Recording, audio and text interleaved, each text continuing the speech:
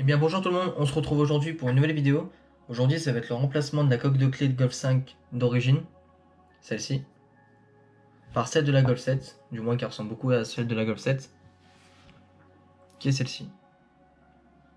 Donc quand on commande la coque de clé de Golf 7, on reçoit dans le packaging la coque de clé toute démontée, et également l'arrière de la coque ainsi que la lame. Quand vous recevez la lame, elle n'est pas taillée, soit il faut la faire tailler chez un serrurier, soit vous envoyez une photo au vendeur de votre lame actuelle et il va vous la prédécouper. Donc il y en aura à peu près pour 5-10 euros. Voilà, donc c'est parti pour le démontage de la coque de clé. Elle se fait par ici. Là, il y a une petite trappe, un petit trou ici. Donc c'est ici qu'on va ouvrir la clé. Soit on fait du premier coup comme ça. Hop, on voit qu'elle commence à s'ouvrir. Voilà, là elle est ouverte. Soit tout simplement vous faites passer un petit tournevis plat et vous écartez.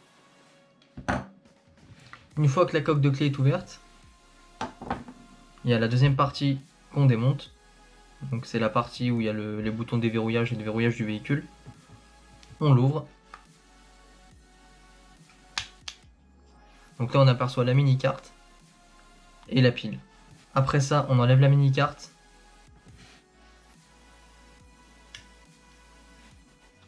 Hop, comme ça. La mini-carte est enlevée, on peut la mettre de côté.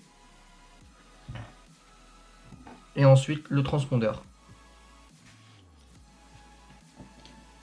Moi, sur l'ancienne clé, j'avais mis du coton autour du transpondeur pour éviter qu'il frotte et qu'il bouge tout le temps dans tous les sens. Car j'avais déjà remplacé la coque de clé et la nouvelle, elle fait beaucoup bouger le transpondeur. Donc moi, j'enlève légèrement le coton.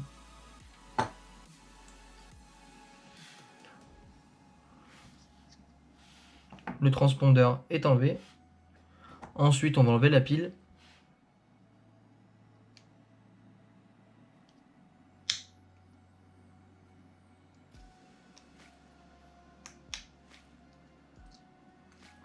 Et on peut mettre l'ancienne clé de côté, on ne va plus s'en servir.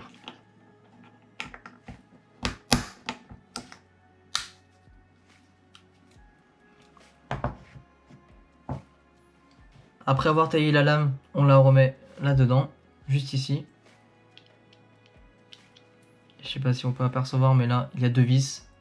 Il faut revisser les vis, les deux petites vis, une fois que la lame est rentrée. Donc on prend un petit tournevis cruciforme.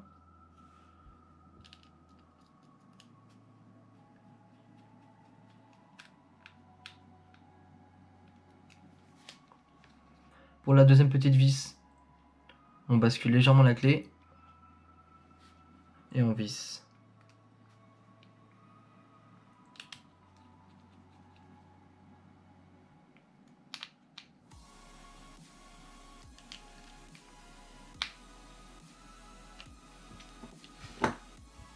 Après avoir monté la lame de la clé, on va remettre la pile sur la nouvelle clé. Comme ça. Après ça, le transpondeur va se mettre là-dedans.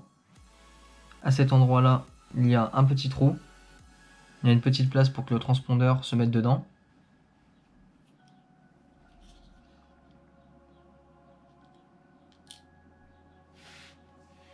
Moi, je vais remettre un petit peu de coton pour pas que le transpondeur il bouge.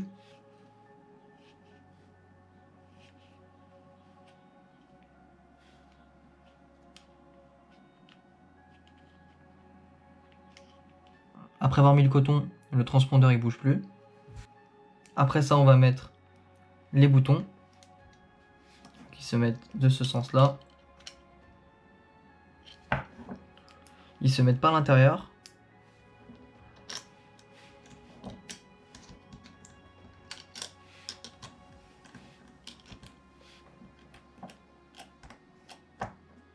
Comme ça. Ensuite, cette partie, elle se met par-dessus.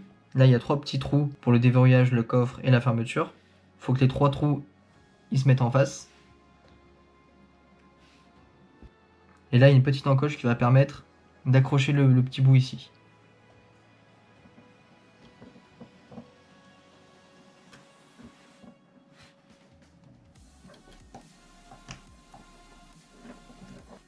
On appuie bien pour que l'encoche rentre dans le trou. Là, on écrase pour que ça vienne s'appuyer, comme ça.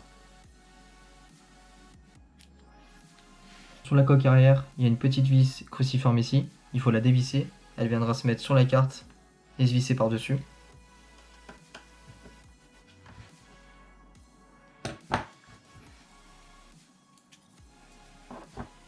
Après ça, la carte, elle va venir se mettre de ce sens-là. Le petit arrondi juste ici.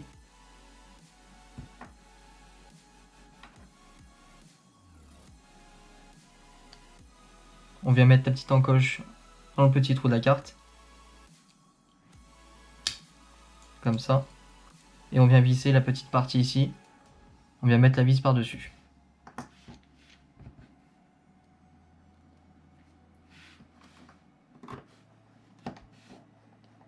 On essaie de pas trop visser pour pas abîmer la carte.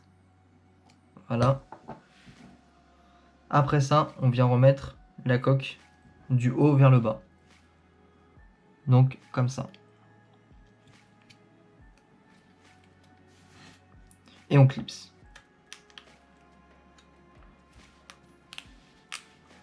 Une fois que c'est clipsé, là les boutons ils vont être bloqués au début.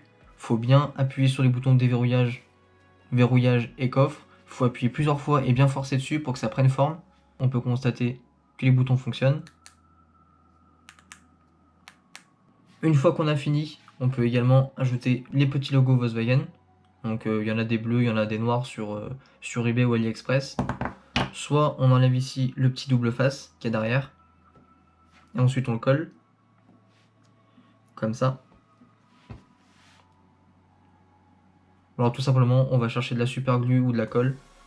Et maintenant on va l'essayer sur la voiture.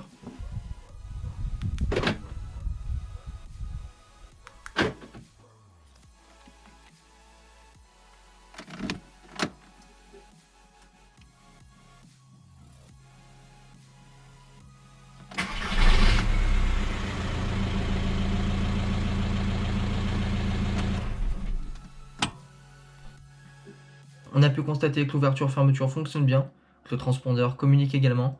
On arrive à la fin de cette vidéo, j'espère qu'elle vous aura plu. N'hésitez pas à me le dire dans les commentaires. Et on se retrouve pour une prochaine vidéo. Allez, ciao tout le monde!